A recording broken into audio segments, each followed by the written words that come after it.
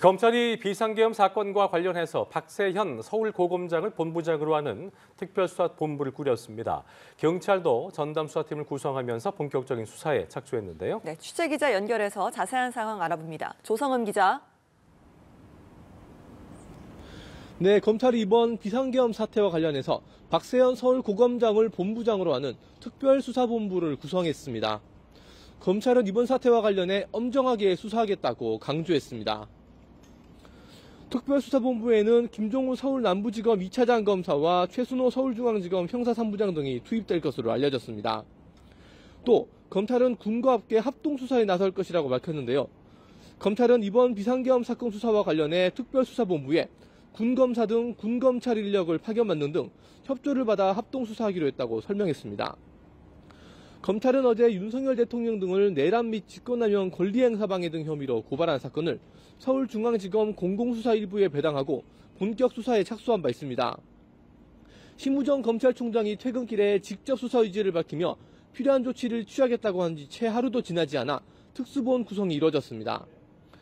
이번 특수본 본부장으로 서울고검장이 임명된 건 어제 이창수 서울중앙지검장이 직무정지됐기 때문인 것으로 알려졌습니다. 경찰도 전담수사팀을 구성했습니다. 경찰청 국가수사본부 안보수사단은 비상계엄 사태와 관련해 120여 명의 전담수사팀을 꾸렸다고 밝혔습니다. 어제 기준 비상계엄과 관련해 경찰에 접수된 고발장은 총 4건으로 안보수사단은 법과 원칙에 따라 수사하겠다는 입장을 표명했습니다. 네, 검찰과 경찰 모두 수사에 속도를 내는 모습인데요. 그런데 수사 주체를 두고 논란이 있다고요?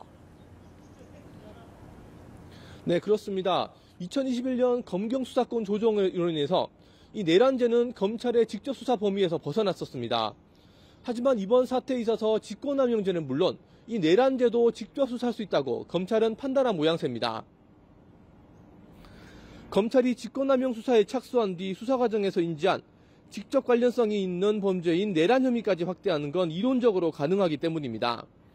그러나 경찰은 내란죄에 대한 직접 수사는 경찰 소관으로 돼 있다고 강조하고 있습니다. 이 때문에 수사 주체와 주도권을 둘러싼 신경전이 발생할 가능성도 있어 보입니다.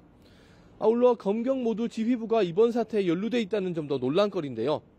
박성재 법무부 장관도 계엄을 심의한 국무위원으로 지목돼 고발된 상태고 경찰도 국회 봉쇄에 나선 당사자라는 점에서 조지호 검찰청장도 수사 대상이 될 수 있는 상황입니다. 지금까지 서울고등검찰청에서 전해드렸습니다.